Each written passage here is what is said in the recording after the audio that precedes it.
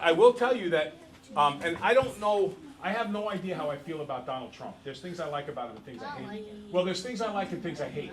I have very mixed feelings about him. What do you like about him? What do I like about him? I like the fact, and he and Bernie Sanders have the same exact message with one difference. No, they do. They have the same exact message with one difference. I love that he talks about how the American worker is, I'm going to use a it's not a vulgar term, but it's not exactly a nice term, how the American worker is getting screwed.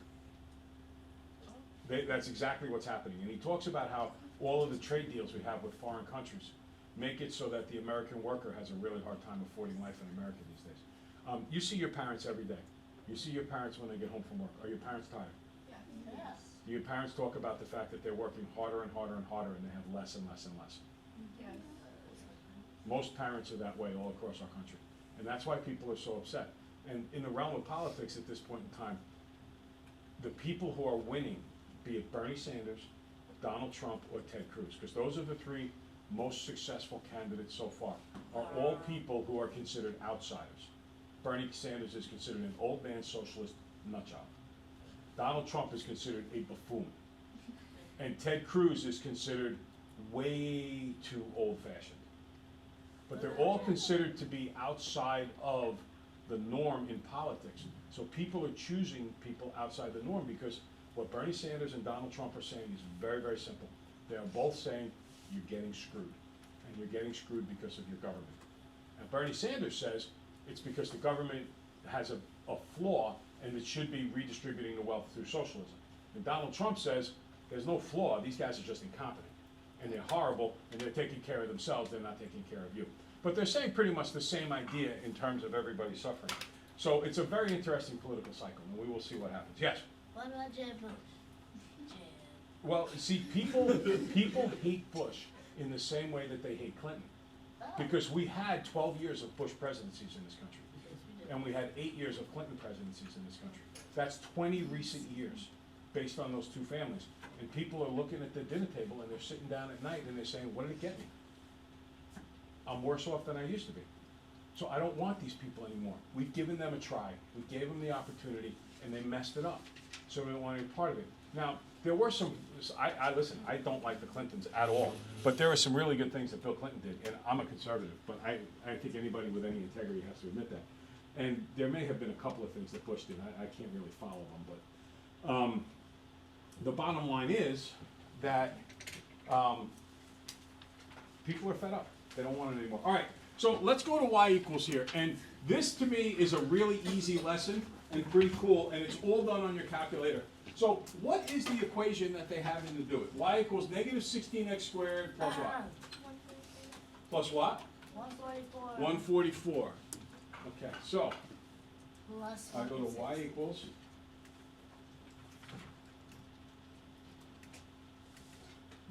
All right, I'm just going to have to clear. I didn't want to clear it. I wanted to just delete the end part there. Negative 16. We did a lot of this stuff early in the year, remember? X squared plus 144? Plus 144x. Oh, it is 144x. That's correct. Okay, good. And then what? Plus 160. Plus 160. Good. So this is the same one that was on last night's homework. So we're kind of going over it now. Excellent. So now let's go to graph. And when I graph this, I notice a wee little bit of a problem. It doesn't fit in the window. Ooh, I already know what to do. Nice. What do you do? I figured So it out. go ahead. I did, I pressed the window. Yeah, is the window the third one?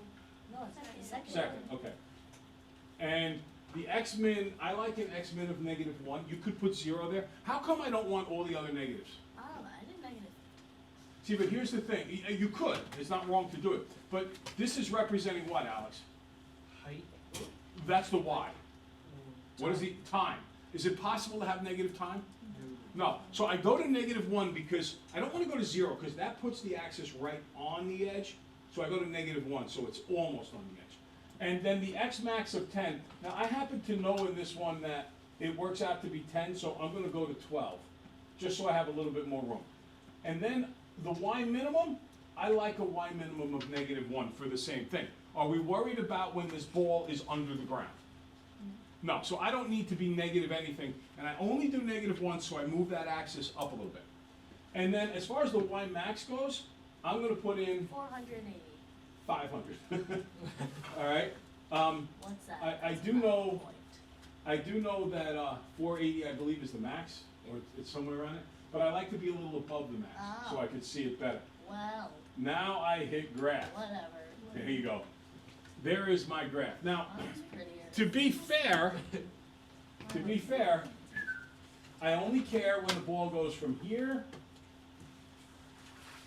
to here. I don't care about negative time. That's just there so I can see a little bit. Now, based on this graph, we can draw a lot of conclusions. What's the first question they ask you? Well, Exactly. factor it. Oh, they want me to factor it? Okay, Oh, so -16x squared plus 144x plus 180, and they, believe it or not, they share a common factor. 60. -16, yeah. I want negative because I want that to be a positive. 160. No, not 160. No, it's a 1. At the end, 180, not 160. Oh, 160, okay. Oh, I'm sorry, I'm pulling out a -16, so. Oh, It's -16 times x squared minus 9x minus 10. Now, if I was to go a little bit further, they want to know in this problem at some point coming pretty soon, how long until that the ball is in the air and it returns back to the earth, okay? So that means if it returns back to the earth, it has a height of 0.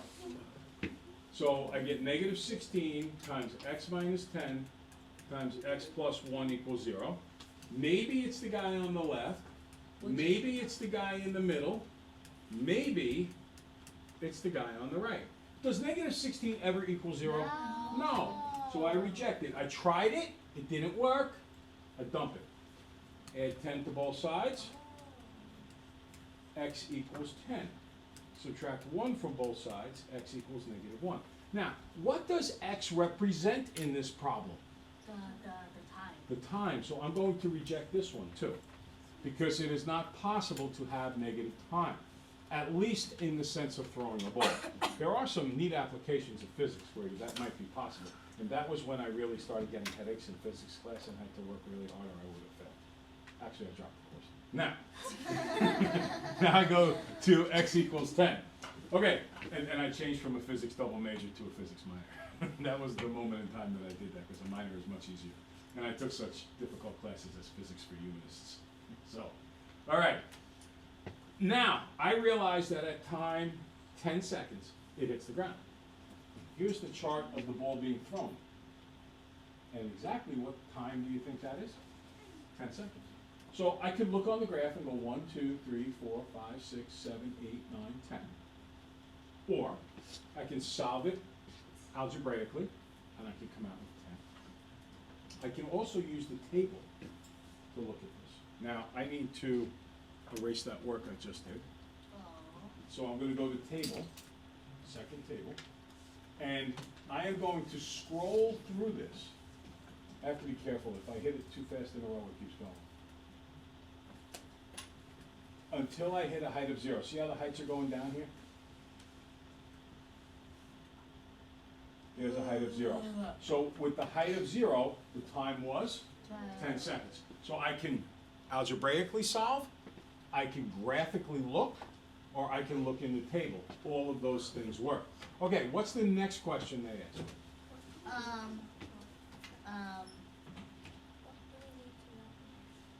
What do we need to know in order to graph it? Well, we have the equation, we have the window, we just graphed it. Good, what's next?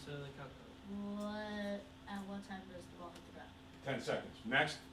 Over what domain is the ball rising? Okay, now if I go back and I look at this here, the domain would be from the time 0 up to this, and that would be, it's actually not 5, it's between 4 and 5, which is actually, because there's symmetry there, it's 4.5. And we would write that answer like this, ready?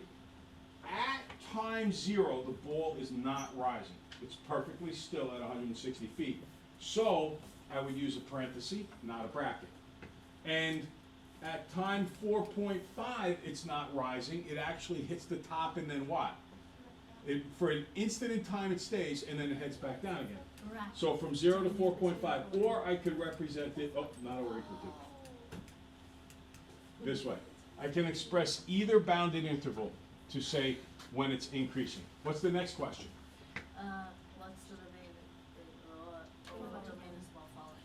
It would be falling from 4.5 to 10, or, 4.5 is less than x is less than 10.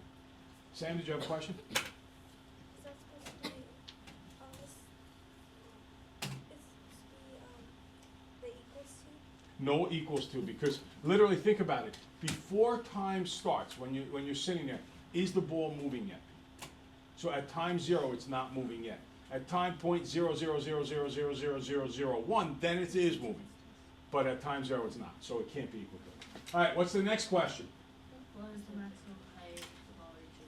And if you said 480, that's not true. It's 480.5.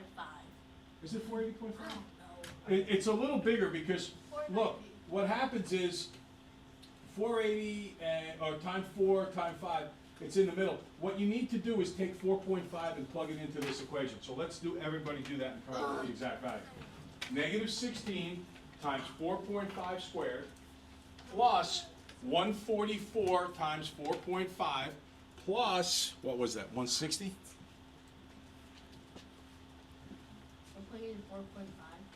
Yeah, every x is 4.5. That's all you gotta plug in there. Oh, okay. 484. 484, okay? Now, most of the time, you will actually get a number on the chart where you don't have two next to each other like these 480s. There'll be one sole number in the middle, and that'll be the answer. Just this particular case, when you see two of them, you have to plug it in because the actual value is midway between. All right, what's the next question that's asked? That's it. That's it? Okay.